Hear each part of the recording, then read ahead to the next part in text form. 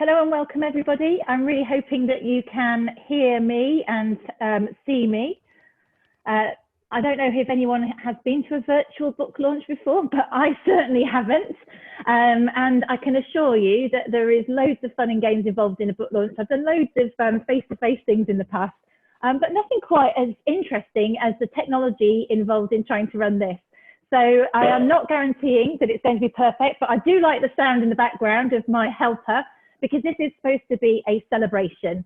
And I hope that even though you're here virtually and we've had to mute you, that you're going to be happy to join in and have some fun with us. I anticipate that we'll try and keep this as close to an hour as possible, but we haven't done it before. So the host has stopped my video. I'm not entirely sure why. Chris? Sorry. Maybe I'll be back on video, but what I'd really like is the next slide. So as you can tell, you can hear people, we've got, it's a whole family event in fact, because when we have to do something using social distancing, then I have to rope everyone in. You didn't see my helpful son provide me with a virtual glass of bubbly, which has disappeared through the background. So I'll crack on, I'm not gonna waffle on too much. Well, actually I probably am, I apologize in advance, I'm a bit overexcited. All right, so just to help you, thank you guys, it's lovely. Thanks so much, Tamsin, for chatting. I'll respond to the chat at various points, but I've got other colleagues who are also monitoring the chat, so they'll respond to you. It's the first, we're all round, and it's interesting times. Lovely, thanks so much everybody saying hello in the background, and I will share more of that. We've just put a few things up in terms of Zoom Essentials. I know that we're probably really used to various types of activity. We've done everything we can to make it as safe for everybody and also as coherent, but without being too dull, I suppose. So we'll see whether that works. But just some tips here. We have muted everybody with their video off. We've got various security settings in place, which should be fine. If you're, in terms of your view options, you might find that it's best not to have full group chat on the side. You might find that you want to just get the chat. So you can see that there's lots of people chatting in there. We've got various people who are keeping an eye on the waiting room. So that I'm admitting people still as I speak. And then also we've got some interesting typos that have appeared here. You can actually select the gallery view in the top right hand corner if you want to see people click back for speaker view. So experiment around with it, but you should be able to see both the slides or when we do video in full screen and see who's talking in a little video and hopefully minimize the other images. We are live streaming to YouTube for anybody who actually wants to see that as well as a follow on. Next slide, please. Oh, we're used to people doing next slide. I was going to be clicking my own slides, but it just appeared to be not quite so straightforward doing that at the moment. Next slide. You need to open the door. So Chris, you need to either open the door so you can hear me when I'm asking next slide. Thanks.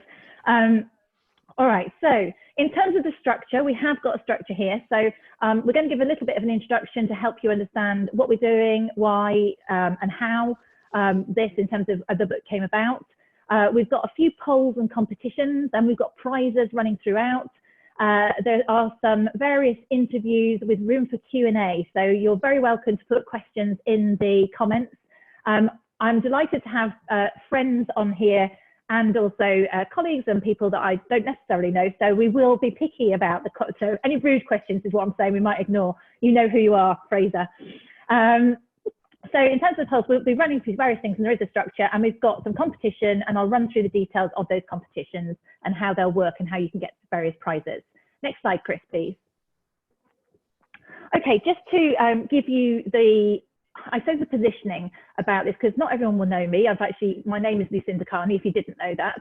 So I am the founder and CEO of a software business called Actus, Actus Software, and that's what I've been running for the last 10 years.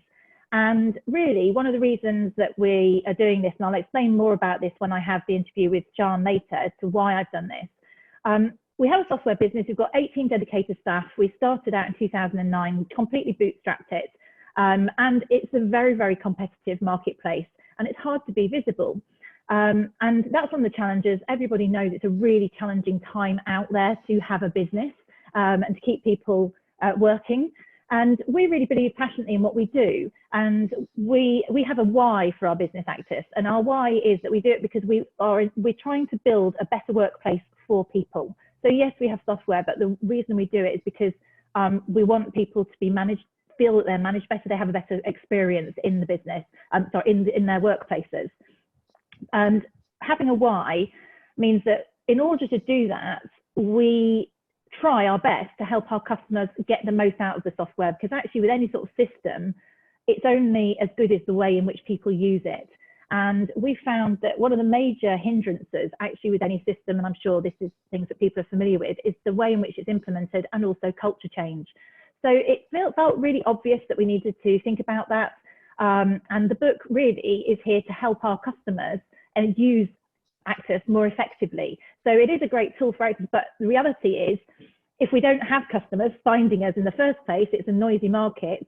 So it hopefully has a double benefit, because if we're providing a book, it shows that we are credible, we add more value, it's creating visibility, and it's creating PR, which is really, really helpful and also very expensive. It's fine if you've got a massive budget and you come from America, but we don't. So if you could help us, we're going to try and get some kind of Amazon ranking, and I'll tell you how it can help us, and that might help us thrive. So it's double bubble. We've done it to support the business, support the customers. That's why I wrote it in the first place. But if we can help people see it, that will also help the business. So there's a synergy to it. Next slide, please, Chris. So this is how we'd really like you to help, if you'd be willing. I know some of the people who are listening are friends anyway, have already asked how they can help. Some people have already got paper copies of the books. But in order to rank, we really need to have a peak of people buying the book on day one. And I appreciate that some people may have already got a copy, or they may not know that this is something they want to read. I'm hoping that it's of interest to most people who signed up. But we have got a bargain $1.99 Kindle version just for 24 hours tomorrow. So it's available. You can actually pre-order it now, but it's even better if you remember to order it tomorrow. And if you're willing, it would be hugely grateful, basically, if you are happy to donate $1.99 to our sort of PR fund. So that's where it says the links in the notes for anybody. So we'd love it if you do that. So I will put that up again, but don't worry, I'm not going to go on and on about that. Or you can tell me later if I did. But we'll move on to the next slide to tell you what we're going to give back, I guess, over the course of this session. So next slide, please, Chris. So we have got a number of competitions and prizes because we want to make this interactive. And even I can't talk solidly for an entire hour, although I'd give it a good shot. So we've got 4 free places on our Change Superhero virtual training course. So this was a one-day training course, and it's now been turned into a virtual training course, which I actually think is going to work better. It's over 3 modules aligned with various parts of the book. Each session is 2 to 2.5 hours each. It will kick off in September, and it will deep dive into the book, but all the content will be provided outside of it. There's other learning content around the edges of it. So the time spent actually in session as part of the cohorts with other colleagues will all be about talking about how you can apply change or manage change in your workplace. So it will be ideal for people who have experienced change or are actively going to be change practitioners, because it will be really highly practical, and we'll be working together applying the theory of change to the workplace those involved. So I'm hoping that will go to people who it will be relevant to, but if it does go to someone who it's not relevant to, we can either re-gift it to someone, or you can nominate somebody. So let's say it's not for you in business, you could nominate someone else. So it is transferable, is what I would say, because there's a value to that. We've also got 3 Change Superhero 360 feedback sessions. So I'm sure many of you have come across 360 feedback. Within the book, there are 5 superhero traits that we talk about, and there are a series of behaviors around those. And essentially, no one's great at all of those. So 360 feedback is a really great tool to be able to understand where your strengths are and where your development areas are. And we will carry out a 360 feedback. We've got that as part of our system, so we can offer the 360 feedback. You can get peers, colleagues, managers. You can select who the respondents are.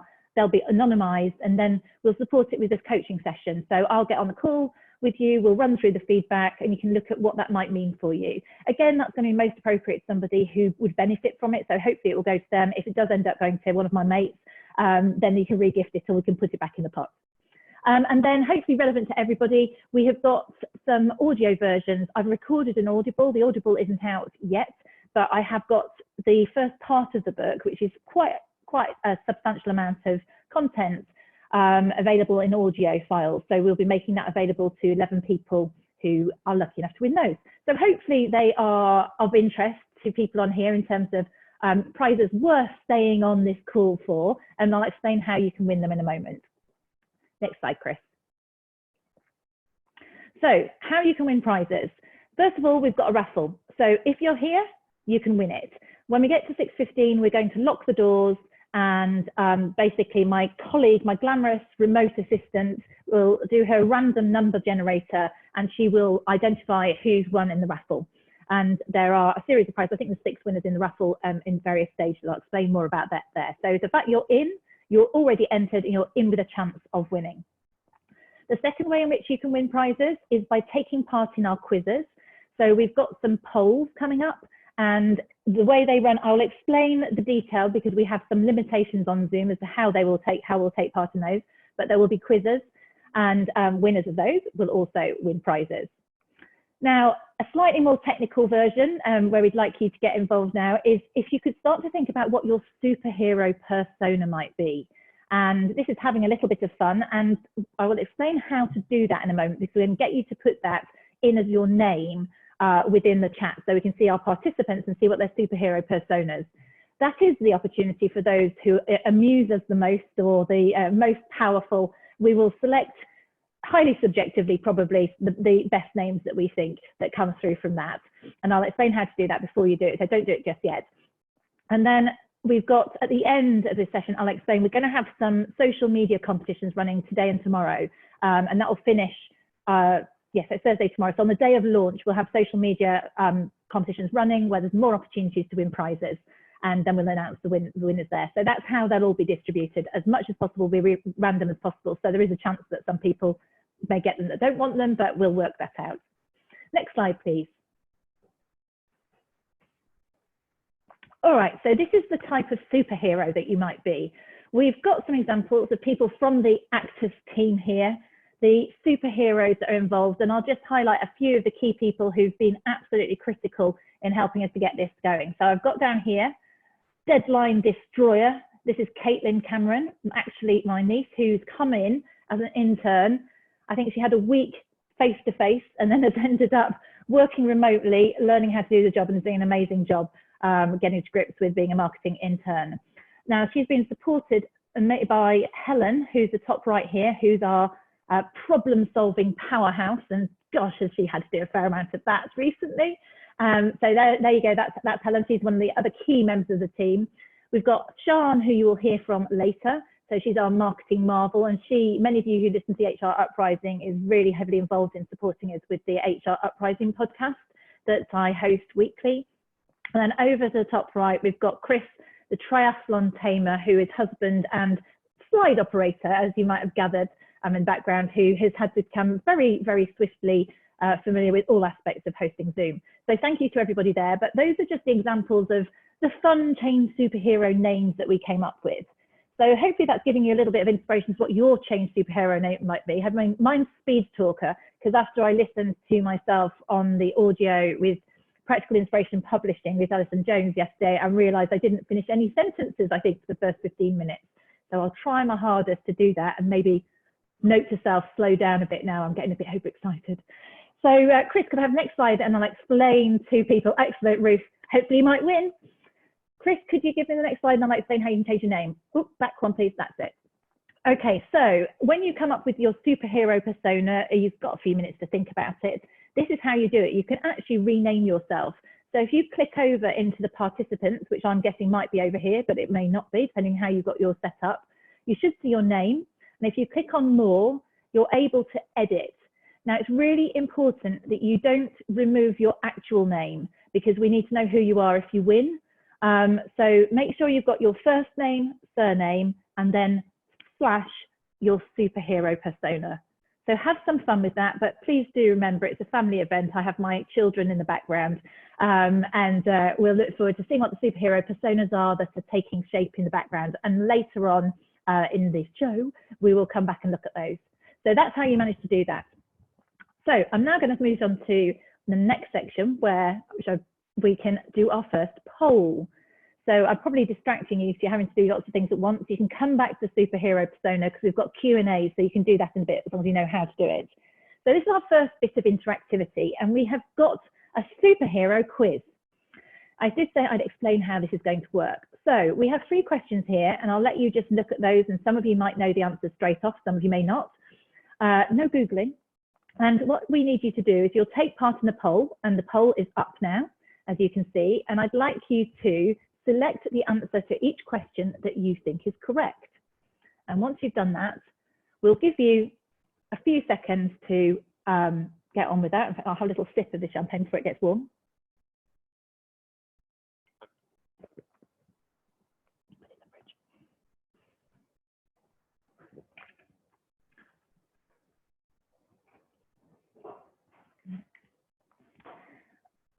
Okay, so I'm going to do a bit of movement around. Oh, it's close, it's close.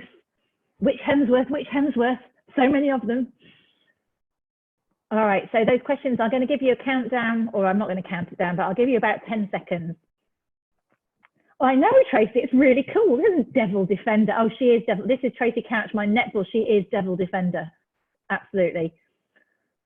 So Shane's in the meeting room, Helen. Shane might need to be admitted by someone else because Helen's doing the poll.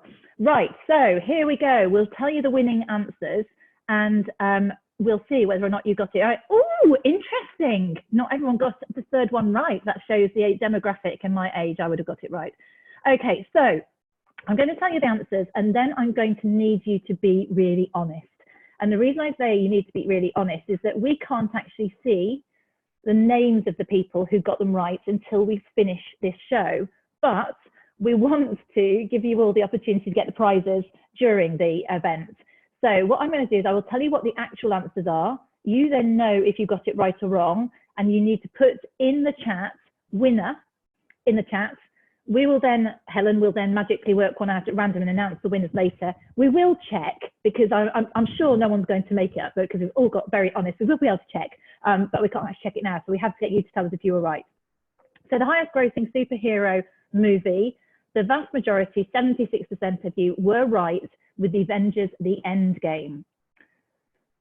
Similarly, I mean, it's a debate as to which one is the most handsome, whether it's Chris or Liam, but certainly Chris Hemsworth is Thor in the Marvel movies. And then finally, the superhero role that was played by Lindsay Wagner was actually the Bionic Woman. It was Linda Carter was Wonder Woman, and that is me showing my age.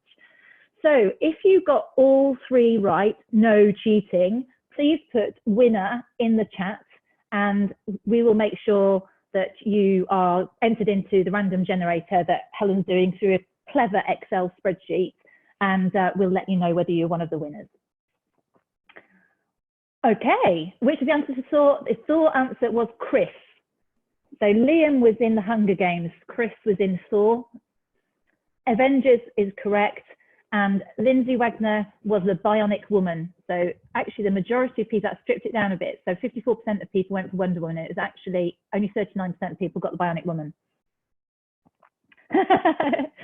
Ah, oh, Teresa, that's my sister-in-law, 3 out of 3. Well, see, you're similar age, so that tells it, doesn't it? Oh, Ian, unlucky. Maybe the next one, maybe the next one. Okay, so we'll keep an eye out for the quiz coming through, and then we'll move on to the next slide. Could we just move the poll down, or do I have to hide it myself? I'm not sure. I think maybe I have to minimize it myself. You might have to. If the poll's still there, you can put across and minimize it. Okay, right. This is a fun bit. So we had this master plan that we would make it a little bit less sort of full on with me talking. And we'd do a lovely video recording with myself and Sean, because then we could do it socially distanced, because clearly we would have done this side by side in normal circumstances. So we did a fabulous video recording, and then when we tried to work it out, we haven't been able to play it because the sound hasn't come out well enough, unfortunately. So we are going to do it live instead, aren't we, Sean? So Sean is going to come on and mute, I think.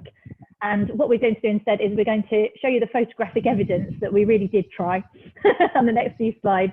And it was all very lovely weather this week, so we've got some nice photos in the background, and you can just imagine that we're having a conversation in the background. So this would have been video, but we're going to do it live. Hi, Sean. Do you want to introduce yourself? Hi, Lucinda. Hi, Lucinda. Congratulations, Luce. We're very, very proud of you, all of us. I'm very excited that you've got this. Well done. Yes, as Lucinda said, we really tried to be so good and socially distanced and have this video set up. And we did very well, apart from the background noise of the lovely M1 that was in the background. So that spoilt it a little bit. Luce, I think you probably introduced yourself pretty well at the top of the call, actually. So I think people have got quite a good idea of your background and where you've come from. In terms of the book, I think that what actually motivated you to write the book? Because this is something you've had on your mind for a long time. You've been talking about this. Yes.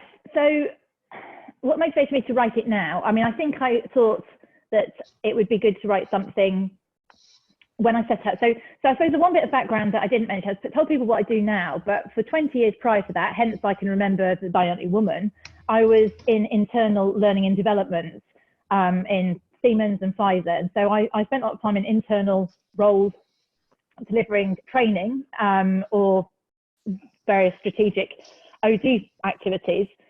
And so a lot of that knowledge I brought with me. And then when I was setting up the business, I did think originally about maybe I should write a book then, but I didn't really know how to do it. So what kicked it off for me last year was I think I'd got to the point where we started working together and I realized that the business was fairly established. I got a strong team. You've seen we've got a great team.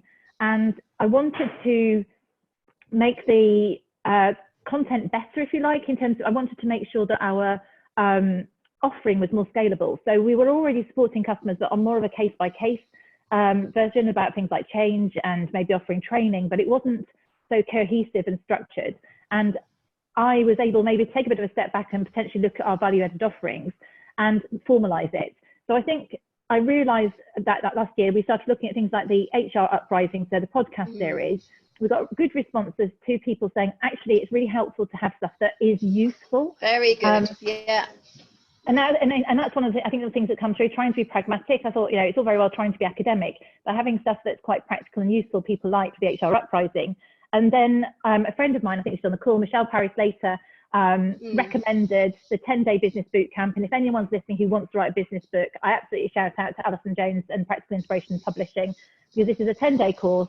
I think it costs £99, and you go on there and you start and you finish and you get a book overview. It just gave me clarity as to getting it all down, because I've been a trainer for 20 years, I have lots of stuff in my head that I've trained that I know, and I've written things on, you know, there's lots of thought leadership. We offer lots and lots of downloadable offerings, but I hadn't formalized it into anything. And I didn't know it was going to be on change. I actually thought it could have been management. It was just by the end of that 10-day program, I realized that was the book that I needed to write. And I also realized what the voice should be.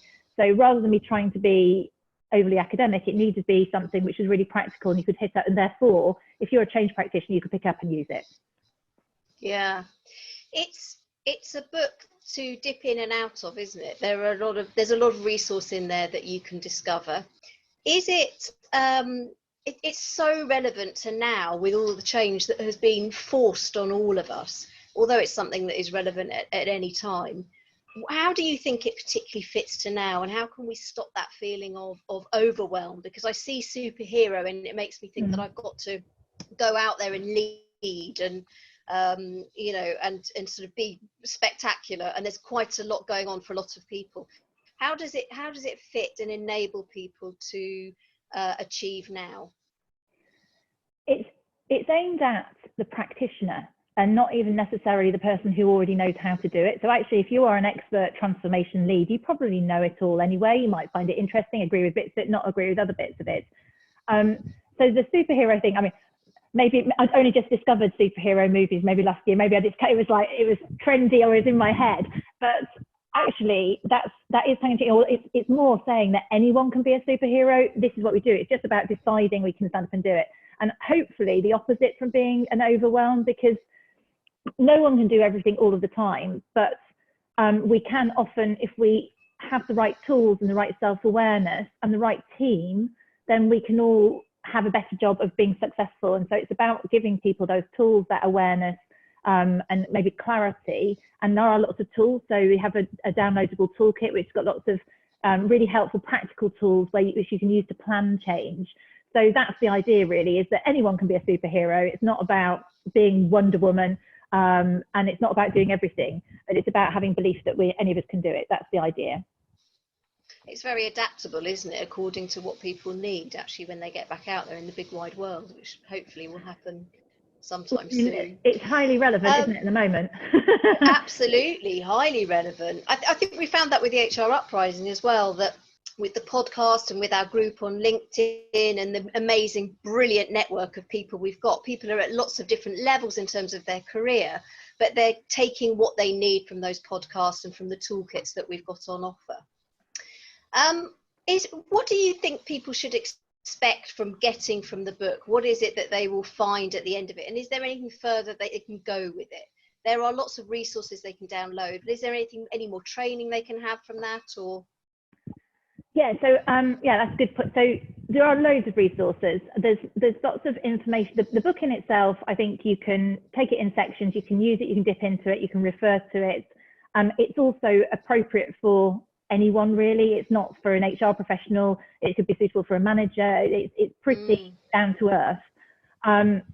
In terms of if you are someone who wants to do more and actually really get expert in it, then it is about perhaps applying that knowledge. And as I said earlier, that's where having a training program, the one that we've devised, that would work really well as something. But obviously there's an investment involved in that. So that actually is about bringing things to life. So if you always read a book, it's about applying it and bringing it to life. But we have also a host of other resources. I've been running a series of webinars during lockdown. Any of those can be accessed from Actus historic webinars, I think it is. We'll put it on a link. But there's lots of where it's all aspects of change, organizational change, personal change, personalities through change, and actually applied it to where we are right now. So in terms of the bereavement curve, many people would have gone through that going into the change we're in now. And actually, many people are going to have pain coming out of it. I mean, one of the things we talk about is the whole idea of if you want to get a really good change, you need to have a clear why and a clear clarity of why, and clear motivation to do something and have that vision for the future. And if you think about going into lockdown, we had this very clear message about save the NHS, save lives. So we might not have wanted to go into it, but we understood that why quite clearly and we got it. And actually, who doesn't want to save the NHS? Really powerful vision. On the other side, you could say, great job, government. And it's not political, it's just actually great job that was there. I thought they did a great job of change. Unfortunately, they're doing less good job. It is tricky on the other side because we're getting mixed messages. I'm not sure how they give you a clear message in terms of that. But also, the one thing I would say that they could do more about is we're getting mixed messages with different people saying different things. And that is something that happens with change in businesses. You've all got to be on the same page with the same message. And the change superhero may not be the leader, but they are the person who can pull everybody together and make sure that they're all on message. And that's what we need to do. I think that's an essential piece of information. I think that people realise that there are teams of people who will enable change, and those superheroes could be the facilitators in the background, in the foreground. There's a whole group of people who need to be part of that to deliver change. We've seen that really with the government, haven't we, and how they succeed and don't succeed with their communication and with their messages. What do you hope people will really get from this book? I know for you very much, and I see as we've built the HR Uprising brand and all of the resources, everything from that, you are so keen to deliver your knowledge to people and actually genuinely help them, very much so. Is that the purpose of the book, really? You really want people to you want to enable people to sort of rise up within their organisations. Well, that's our HR Uprising mantra, isn't it? My main value has always been to make a difference, and that's as a trainer, it's easier to make a difference. Actually, being in a software business, almost like people, it feels harder to make a difference. So actually, this is much more me. And if someone finds this useful, and it's made a difference, and they've had a more successful change, or they've been less stressed, and they've understood why they were reacting a certain way, or they found a tool that they could use that made them quicker and easier at managing that change or could support others, then that to me, if something's useful, that I realised through that and the HR uprising that pragmatism is really strong driver for me, and I need things to be useful and practical. So that would be the thing that I'd be most happy if other people found it that way. Brilliant. Thank you, Lucinda. Thank you very much, Sean. Good luck. No breather for us, but let's hope that we gave Helen long enough to be doing the winner prizes going in the background. Thanks. Here's my dear, waving virtually to you down the road. Right, so that was our Q&A, and well, in fact, that was our pre-scripted interview that we'd done. Well, it wasn't quite scripted because we don't really do scripting, myself and Sean, you might have gathered that. But it was broadly pre-scripted, and it was a repeat-ish of the video that didn't work out. Thank you, Sue. And what I would say is, if you have got questions that you would like me to answer, which would be more natural for me to go, then we have a few already to come on place, but also do feel free now to start putting questions in the chat if there's any there. That would be great. So superhero winners. We've got the superhero quiz winners. Actually, I thought there was I think the slides, we might have an old version of the slides because I thought there was an audio and a 360, or have I got it wrong? If you move on to the next one, I think this was supposed to be We've got duplicates. Okay, could we go to the next slide, please, Chris? There we go, yeah. So we've got 2 winners, have we, for the superhero quiz? Did you have time to do it? Did enough people get it right? There must have been. There was loads of people who got it right. But I managed to... Do we believe them? I managed to put it into the random generator, and the person who won the free audio, I'll start with her, is Emma Pearson. And the one who won the 360 is Helen Rossbotham. I'm probably butchering that, and I do apologise. What are their superhero names, Helen? Oh, actually, that's a good point. I don't know. Oh, Emma Pearson, woohoo! Congratulations, Emma. So Emma's got a free audio, and we'll be in touch with you separately, because obviously we've got your email address separately. And who was the 360? Helen Rossbotham is Common Sense Girl, and she's won the 360. Common Sense Girl.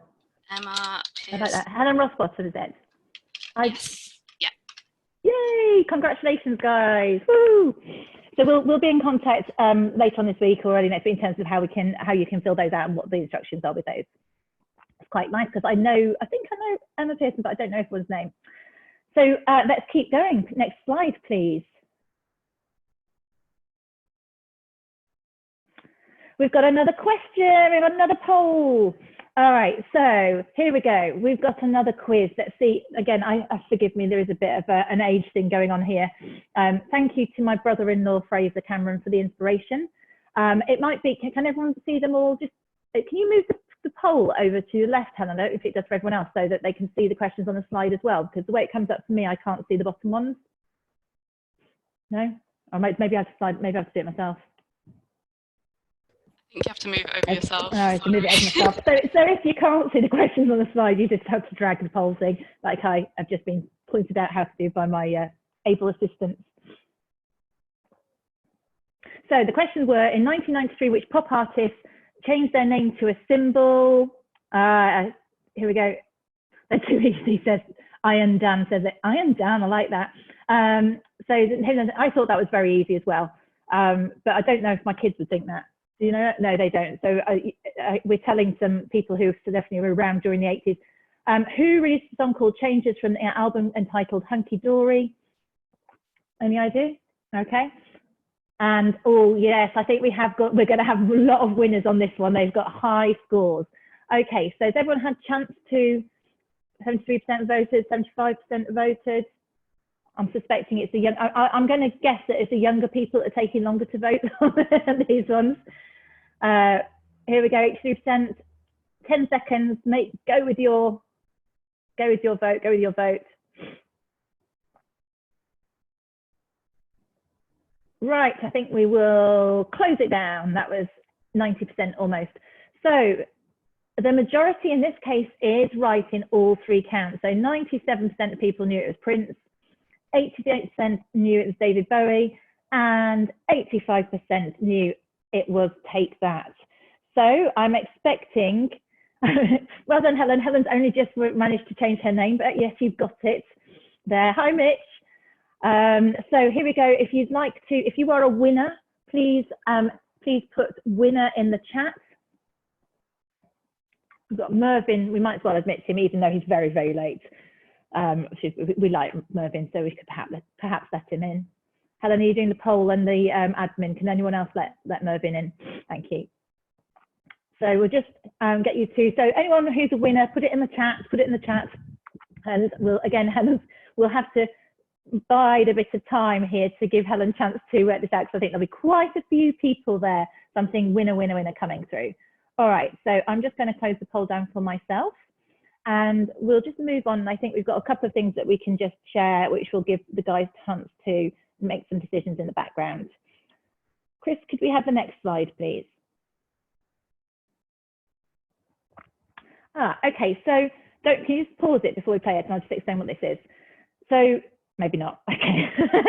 So this is, we had some fun with this, and I would like to thank particularly Caitlin, so our marketing intern, who has been on Canva, and also my son Sammy. Just come and put your head in, come and poke your head through the screen, Sammy, so you have the weird vortex appearance.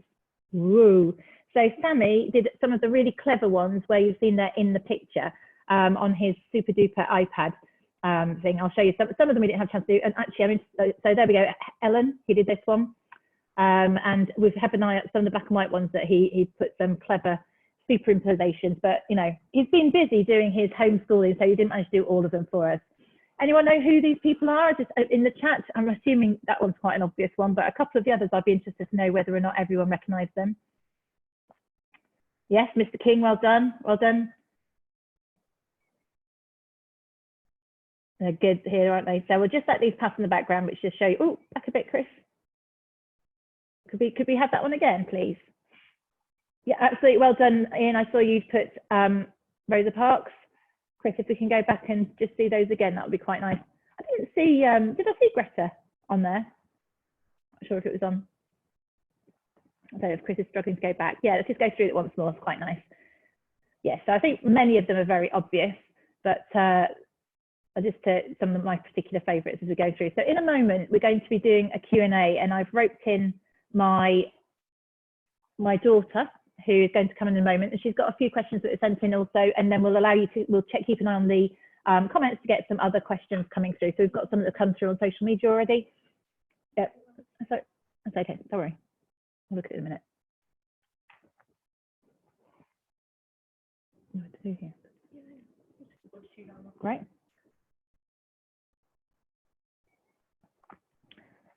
Sorry, just checking on the questions position. So I'll bring in my able assistant. We're roping in everybody here. Oh, we do. You do. Yeah. This is my favourite one. I thought that's clever. The superhero one. That's the suffragettes there. Oh.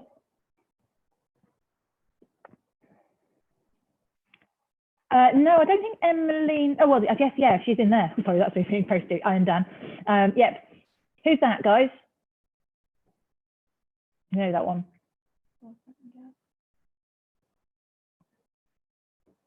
Yeah, Flo Nightingale.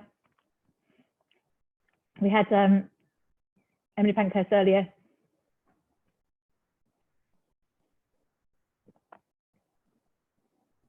I think that's a great one as well. That one slipped very quickly. We looked at Captain Tom's got his book in screen. We love that one. And did you notice, if you look closely at Obama's, that was pretty clever. It was on there with the, he's got it in his bookshop. I don't think Chris can go back to that one. I'm stretching the capabilities. Okie dokes. There you go. That one. Look, so I think that's quite cool. I thought that was one of Sammy's first. So I thought that's rather good. Obviously, I mean, he really had bought the book, you know, but it was before social distancing, you know, and all that. Anyway, we'll crack on now.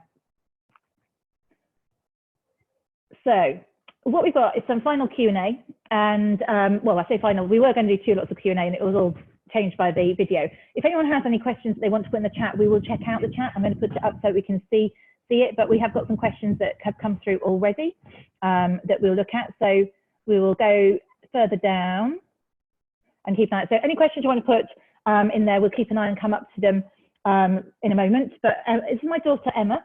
Hi. who has volunteered, obviously, right, to take part. By choice. Yes. So how old are you? 16. And what have you not done this year? Oh, GCSE. Yeah, she's GCSE year. So, but she's got over that. Anyway, so what have we got then? So we have a question from Kerry Orchard, and she asks, what did you find the most difficult or challenging about writing the book?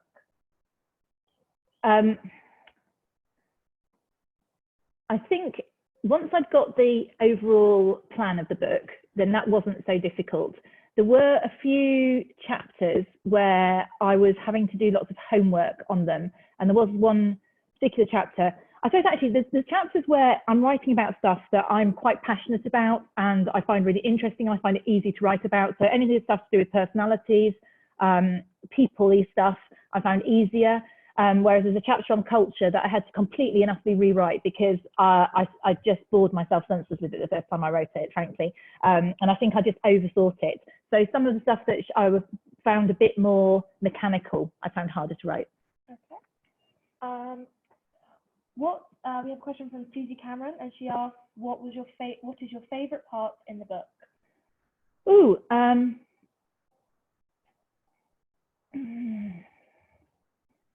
I think my favourite part is the part one, because it's all about the superpowers and it's about the people and how you can get up there and be counted.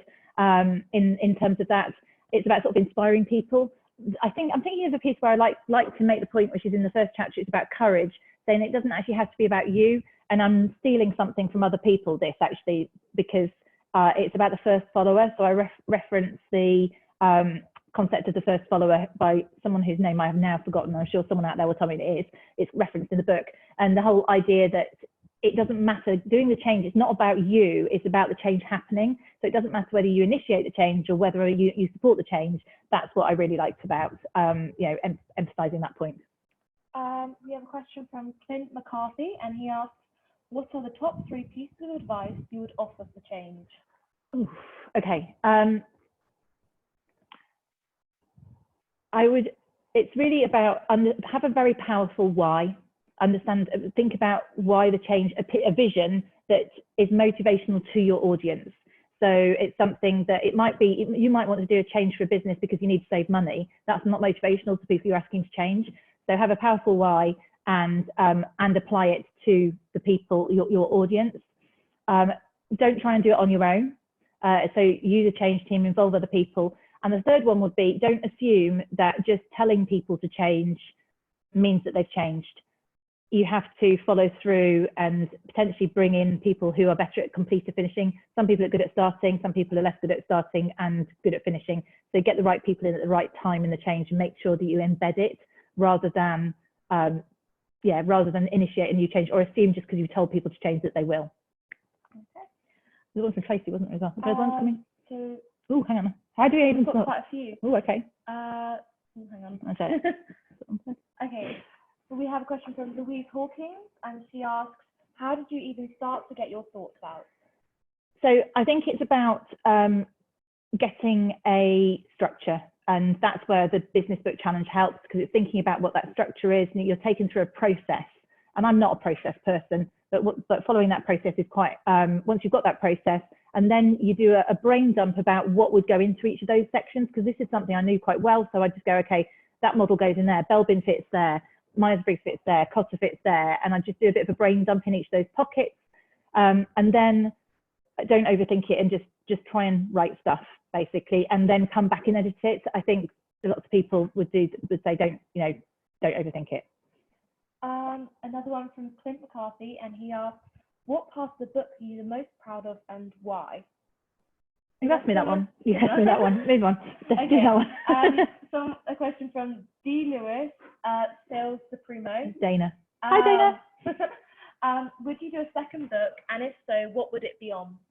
Yes, I would, because actually the second book is on, thank you, Sammy, is the one that I thought would have been my first one. So I don't know if I'm being overexcited and I might not have the energy, but if we're in lockdown for a lot longer, then I can see the sequels would be how to be a management superhero. Because there's two things that I used to train a lot on. One is change and one is how to people management. So I could feel that there's a second one that might match it. Oh, great. Oh, hang on, that was Jet. Someone just said, great question, Jet. Do you use in-camera? I'm really struggling to use this. Right, okay, it's okay. That There one. we go. That's So, where I got to. did you see Jet has one, there? Where's that came? Okay, okay. Okay. So we have a question from Kim. Go on.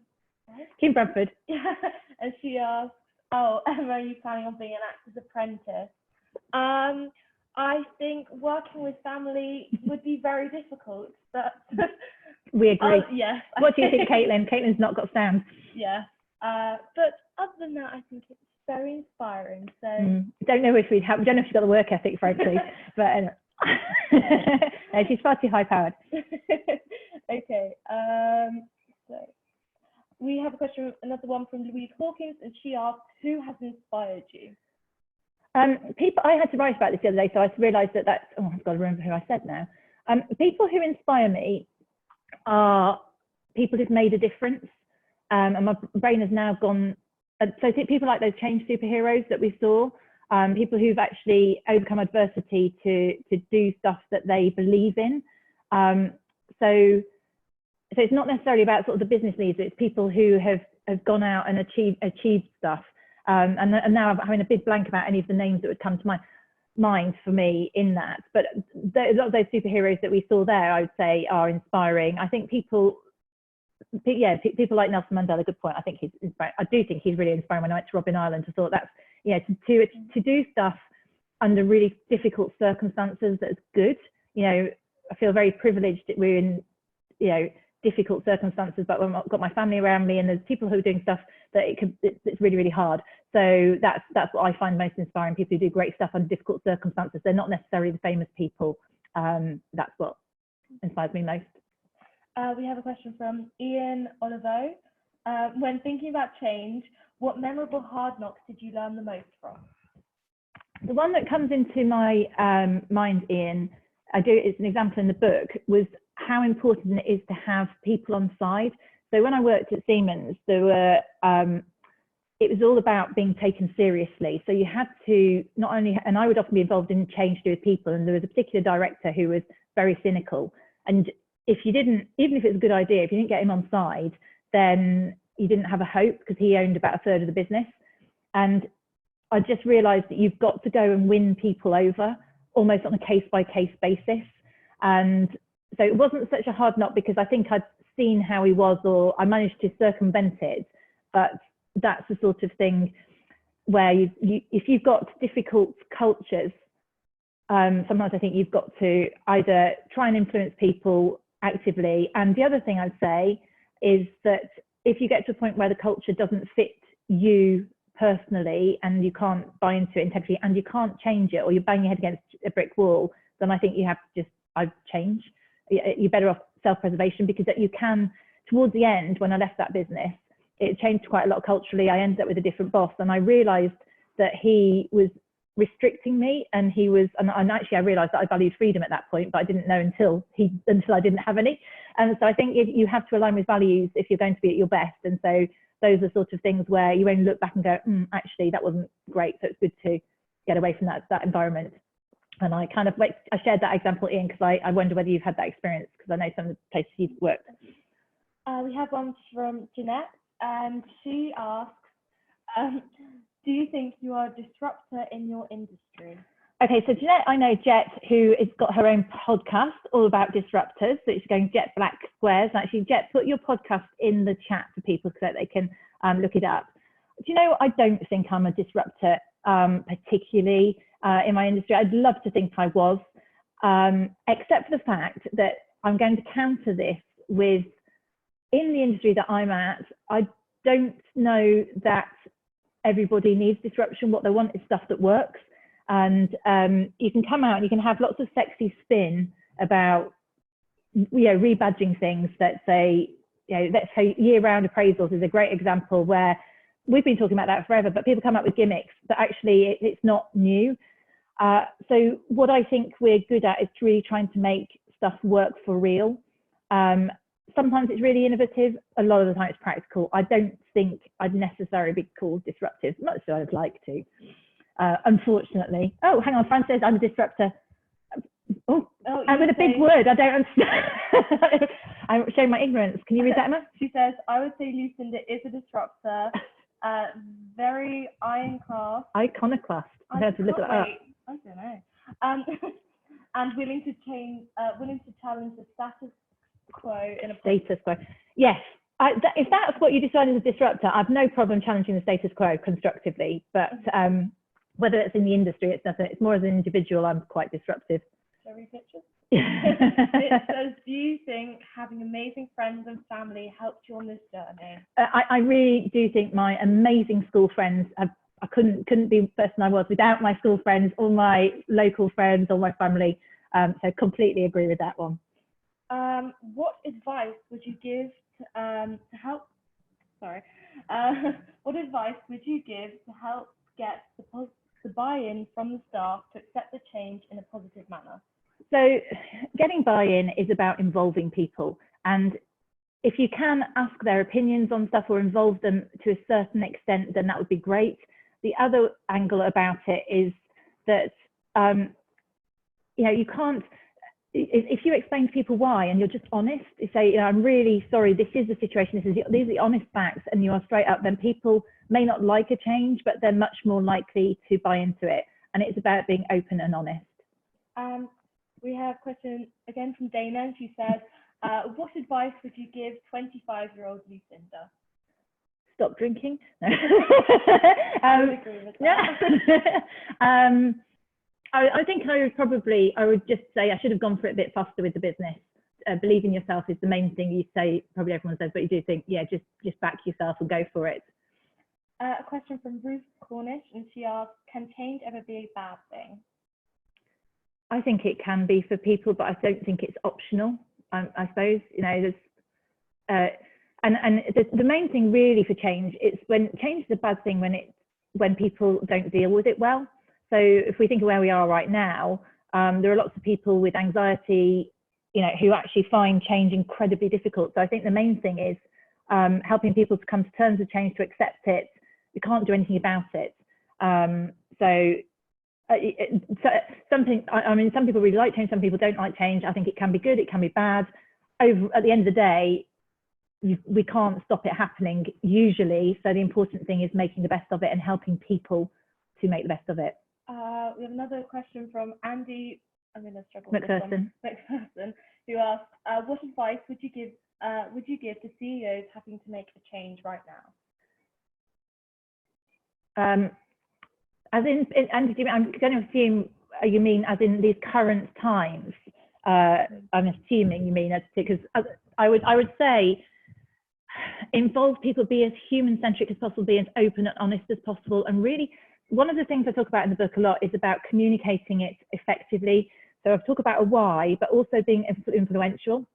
So there's the superpowers. One is connected strategy, which is helping people understand the big picture, why we have to do it. And the second one is third one is corroboration, which is provide people with evidence as to why what you're saying is important. So a lot of it is just about how we communicate stuff properly. So yeah, that's what I would suggest is the main thing. So just think about how it's communicated, involve people, and also if people appear to be resistant, that's not necessarily a bad thing. That means they're talking about the change. Accept the fact that there are emotions around change, and that's not a bad thing. It's part of the process of people coming to terms or accepting change. So if you welcome that, if you listen to it, accept it, then generally people will come on the journey. Sags asks, have you ever been, where are you going? No. Sags says, have you ever been resistant to change? No. Probably. I can't read it anywhere. Where is she gone? She said, have I ever been resistant to change? Swags is in our team. She's probably going to tell me something I'm resistant to change. I'm only resistant to things that people ask me to do that I don't want to do. So probably the answer is yes. Following processes, things like that. Michelle Carisata asked. No, that's not a question, is it? Oh, what you did? Yeah. How did you even find change was your thing? I didn't realise it was, I suppose, until I came to the name of the book, Michelle, but I look back on everything I did in my career. I was always the person at the front of a project. I was always the person who naturally likes to challenge things, likes to do stuff that's new and shiny. And so I think it's, I think that, and I think it just is, as you know, I'm sadly very interested in personality stuff. So I'm aware that my personality traits in various tools, whether you buy into them or not, they make me change orientated as well. So I think it's just something I've always known about myself. I mean, so it's like, I like variety. A bad example of being comfortable with change is I'm unable to put my keys in the same place more than once, pretty much. So although I've not used my keys for such a long time, I can't remember where they are at all at the moment. So I think that's the key, really. So that's like my piece. Sorry, doing for time. I don't want to go on too much longer. So perhaps we'll pick. If there's one more. There was one. I'm going to one from Tracy that came through. It was just a friend who's in the school. She said, "Would this book be relevant for managing enabling change within a school setting?" I think it's entirely relevant, Tracy, for change in any organisational setting, and some of it's relevant to change personally. And you know, my mate around the corner, I'll give you a book and you can have a read and think. We have a question from Lucy Barclay Carr. Asks, what change model do you find inspiring and useful? I think most of the models I find inspiring and useful I've put in the book. I do go back to Cotter for large scale change, although I think it's a bit heavy duty for smaller change. I think the change curve, it's been around for donkey's years, originally the bereavement curve, is really useful for people to understand the pains of going through change. And then there's other things like stakeholder analysis, force field analysis, those sorts, and all of those things. I think I've tried to weave all of them in, the ones that I'm familiar with, and weave lots that I haven't used, the stuff to do with culture. I think many things are useful depending on the circumstance, and there's a number of models in there that are pretty good, that I think the ones that are useful I've put in the book, basically. I'm not saying I've got them all. I believe that is Cotter's all penguins. the questions. Cotter's penguins, absolutely. Yeah. Who moved my cheese? That's a change one. Cotter's penguins, the iceberg, yes, and I've forgotten the name of it. Absolutely. I believe that's all the questions on the chat. Brilliant. Thank you guys for being so interactive. We don't even need to use our stooge questions, so that's really good. Thanks. Okay, so we're nearly. I've got a few more bits to wrap up. So we've still got the quiz and stuff. So if you can hang on for 5–10 minutes, and then we'll let you go. Chris, can we have the next slide, please? Thank you. Our iceberg is melting. That's what it is. Melanie, well done. Oh, thank you, Emma. Thank you. Right. So, just reminding you while you're here, this might be on site. So please, if you could help, it's £1.99. That would be really, really helpful if you could buy that tomorrow. Much appreciated if you can do that. So there you go. Look out for the hashtag Change Superhero, and I'll tell you more information about the additional quiz, and we've still got to draw the raffle. So Chris, next one, please. Thanks, Matty boy. So a few thank yous. I did actually mention them earlier, but I really want to offer a huge thank you to my family who've been roped in here, to the team, generally the Actus team, but particularly the sales and marketing team who have been working.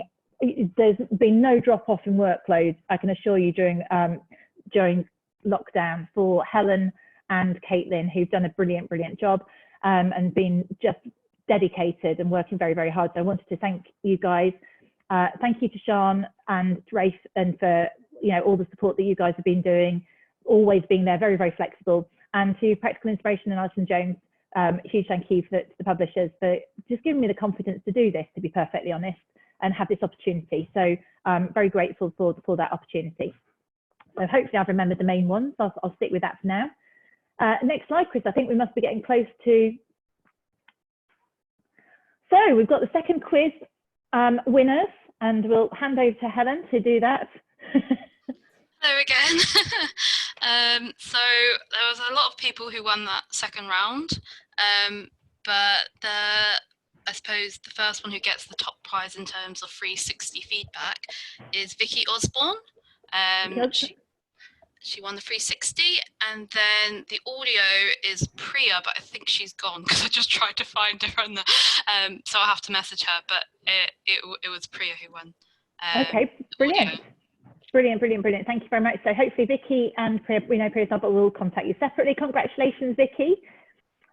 Super celebrate. It's lovely. I love the fact when you come up, you've got your names. I hope we can still see all your names when we download it. I'm sure we'll be able to. Great. And then are you ready for the raffle? Because I think that's the next one, isn't it? Sorry, yes. Shall I start from the bottom then? So in third place, so we've got three winners, would be Ruth Cornish, Bob Winnington. Congratulations, Ruth. Bob Winnington. Oh, Bob.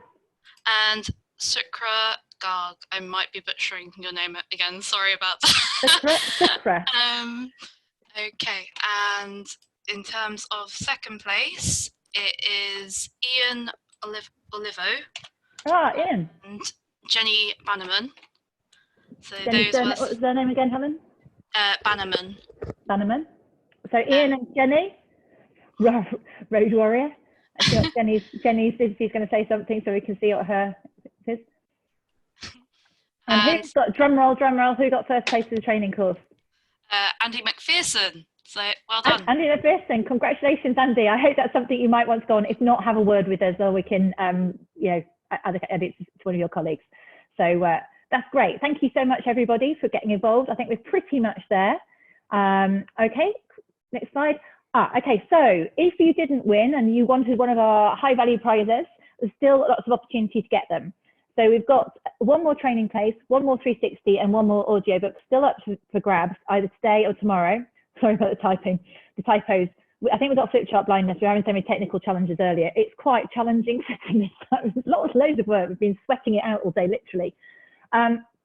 So what we will be doing is, if you could, on your, well, you can use all three if you want, on your social media platform of choice, our challenge to you is, will you please post out there, my superpower is X. Now you've all got your name, so you can just put your name out. My superhero name is X, and my superpower is. But anything to do with superpower or being a superhero, and ask the question, what's yours? So you post that out on Twitter, Instagram, or LinkedIn. Those are three we've gone for because actually we're not quite sure how to search and find it if you do it on Facebook. And then put the hashtag change superhero on it. And so if you put the hashtag change superhero, we will search against that hashtag and we will come up with our top 3 out of those. And actually, if there are more brilliant ones, then maybe we'll be able to find some more prizes as well. So that's what we're after. Create some noise really on social media is also part of it. So that's our I'm sure you can spot that's our less than subtle thing, but it'd be really, really helpful to create some noise on social media. It'd be a bit of a laugh to see those things. If you can do it to make it really easy, tag me or Actus Software. So Twitter @Lucinda Carney or Actus Software, Instagram Lucinda HR Uprising. On LinkedIn, if you're linked in with me, it's quite a lot of people will be, or link in, then actually just tag us on that, or follow our LinkedIn page, the Actus LinkedIn page.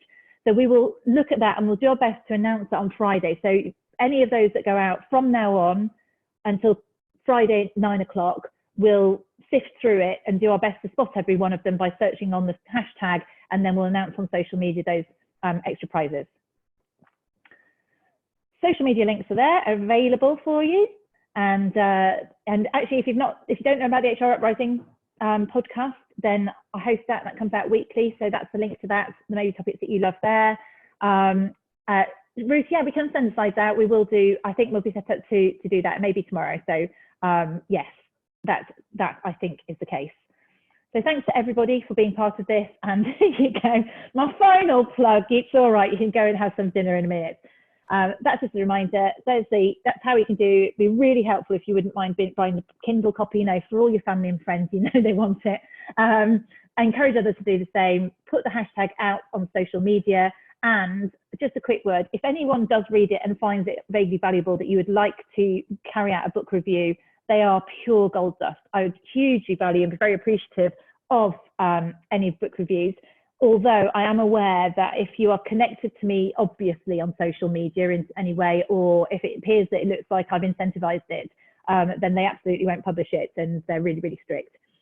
But Alison, the publisher, is saying, please post an Amazon review. They make massive difference. They really, really do. And overall, this you'd be helping a small business. So hopefully you'd get some value out of the book too, but that would be really, really helpful. So massive big thanks to everybody for joining us. I hope it was a reasonable amount of fun, and thank you hugely for joining and supporting us. I'm very grateful to everybody. Oh, I just still think, I think the audio book should be out, and I just saw a chat come through from Alison. If you prefer Audible, the Audible version will be out in the next couple of weeks. Oh, it should be out this week, so that will be available. But the key one is the Kindle copy tomorrow, please. Great, so thank you so much for joining, and yeah, that is it. Thank you very much. We'll close it down and we'll send out things. We'll confirm winners over the next couple of days. and yeah, and thank you very much. I'll stop talking.